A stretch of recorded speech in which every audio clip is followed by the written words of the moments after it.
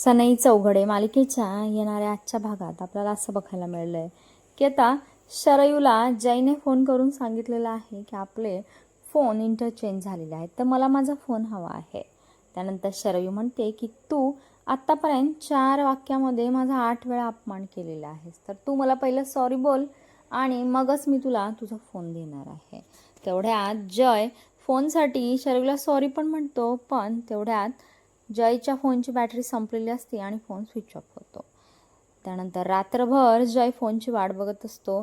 त्यावेळेस सकाळी जयला मेसेज येतोय की मी आता लग्नाला चाललेली आहे, तुला फोन लग्नातच भेटेल. आणि मग जय प्रचंड चिडतोय, कारण की जयच्या सुद्धा बहिणीचं लग्न असतं आणि तिथेच शरयूसुद्धा तिच्या मावस भावाच्या लग्नामध्ये पोहोचलेली असते.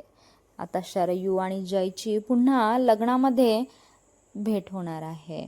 काय शरयू तिथे जयला त्याचा मोबाईल देईल का हे पाहणं खूप रंजक ठरणार आहे.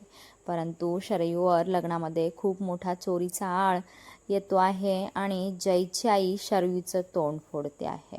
त्याच वेळेस जय मात्र आता शरयूची बाजू घेऊन तिला तिची इज्जत जाण्यापासून वाचवणार आहे. आणि हे पाहून जयच्या आईला खूप मोठा धक्का बसतो आहे.